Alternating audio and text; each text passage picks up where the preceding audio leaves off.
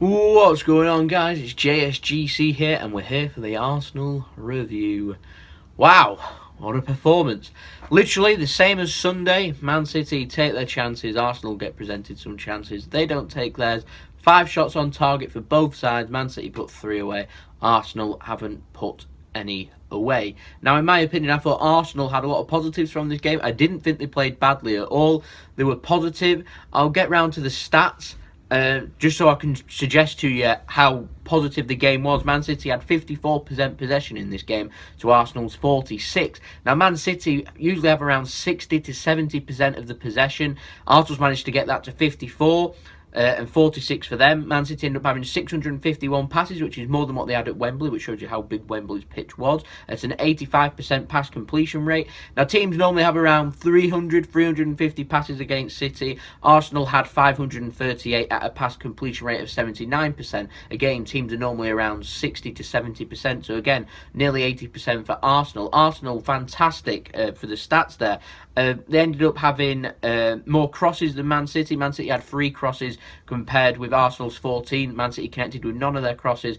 Arsenal ended up connecting with just 1, which is poor in my opinion, but there you go.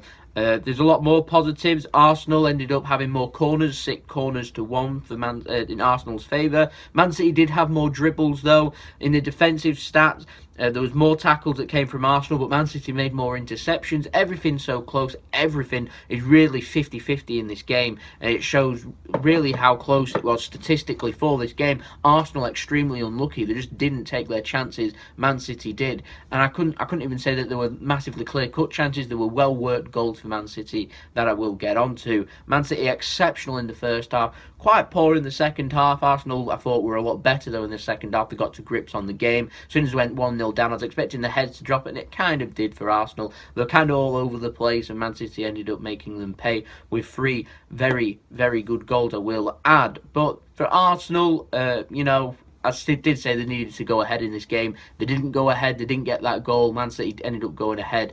Like I said, it creates all the gap and space for Man City to then go and hurt Arsenal.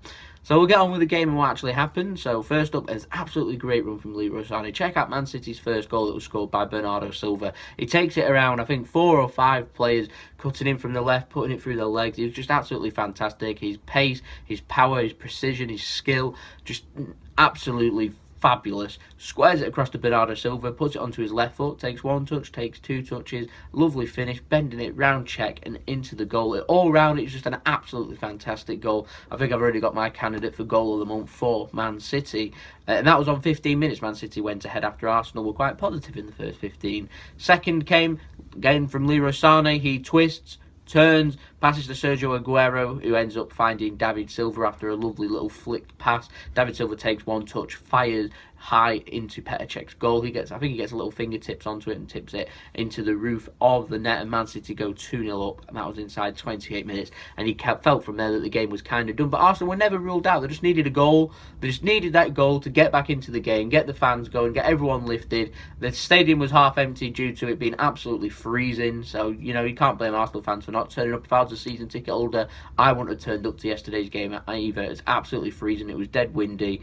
There was a chance the game might not even have gone ahead, but they managed to clear the snow. So kudos to Arsenal's groundsman and grounds team that sorted out all of the pitch and the outside area to get the game ahead that was all able to enjoy, particularly through the warmth of our own home. Feel sorry for a lot of the fans that did end up going, and the Arsenal fans must have been pretty upset. I'm fairly sure I heard them chanting Arsene Wenger's name, so it's clear to see that some fans are still fully in support of Arsene Wenger. I was expecting them all to go home, really, once it went 3-0. It was good play down the right. Kevin De Bruyne and Sergio Aguero gets fed into Kyle Walker. Like I said, Arsenal defence all over the place. Acres of space, gets squared across. Bellerin slides in. Leroy Sane taps in. I don't know if it's come off Bellerin or off Leroy Sane. Leroy Sane didn't slide in because he could have just tapped it in himself to get the goal, but he just let it go in, so I presume it's come off Leroy Sane, and that was inside 33 minutes. That was 3-0. That was game, set, and match. 3 points, 16 points clear. 30 points to play with 10 games to go. Massive game against Chelsea to come up.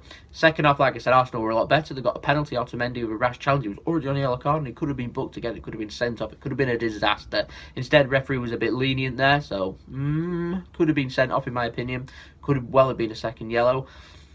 Pierre-Emerick Aubameyang, he takes the penalty, and it's well saved from Ederson. It was a poor penalty, to be fair, at the right height, weren't near the corner. Good save nonetheless, reads it all the way, and it's nice to have.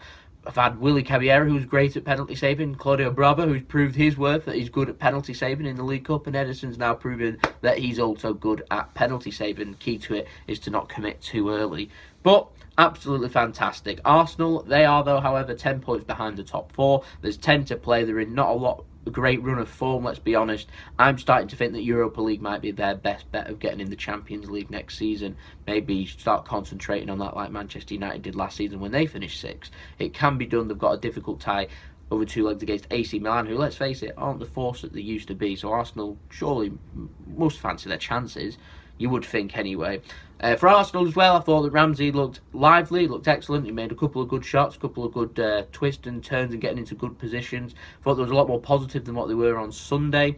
Also for Arsenal, I thought Mkhitaryan, when getting forward, was very good defensively. Leroy Sane kind of was ripping up Bellerin again. Mkhitaryan weren't really tracking back, and particularly in that first half, and it was allowing all kinds of space for Sane. You allow Leroy Sane that amount of space, he'll hurt you, and he has. Leroy Sane, he is my man of the match. I also thought that City's whole attacking line, De Bruyne was good. I thought Gundogan in his defensive midfield role getting forward was good. Defensively, he's a bit suspect in my opinion, does get dispossessed quite a little bit, but he isn't a defensive midfielder, so we'll let him off. I thought David Silva was absolutely excellent in this game. Kun Aguero was absolutely amazing in this game. Bernardo Silva was lively, got himself a goal and was excellent in this game. And Leroy Sane was just beyond excellent. There isn't a word that could describe how Leroy Sane performed in this game. It was absolutely superb. The perfect performance for counter-attack football, I thought, from us. And that first half was showing what Man City can do. And hopefully it can show that they can compete with the best around Europe, because they've certainly gone and beaten one of the better sides in the Premier League. In Arsenal, I'm expecting probably to finish 6th now. We've got 5th place Chelsea coming up next, so another stern test. They were difficult at Stamford Bridge. We managed to beat them. Not even the great Barcelona could beat Chelsea at Stamford Bridge a couple of weeks ago. We've got them at the Etihad Stadium, so it'll be interesting to see how that goes. So stay tuned for tomorrow for that preview for that big game on Sunday. So I hope you all enjoyed the video. Don't forget to leave a big thumbs up if you did enjoy the video. Don't forget to subscribe. We're aiming for 400 subscribers and we're not too far away. Don't forget you can check out my social media. That is in the description below. The links are there. You can check that out. Follow me on there. That would be superb if you wish. And also don't forget to check out at the end of this video, I've got links to my second channel, which has got the JS logo. You can check that out. That's a gaming channel by me.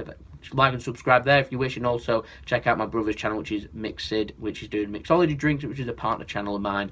I sometimes feature in his videos too there, so go over there, check out his videos, like and subscribe as well if you wish, and I'll see you all later for the Chelsea preview. So it's for JSGC. Hope you'll have a wonderful rest of your day and enjoy the 3 points Blues. Peace. Ciao for now.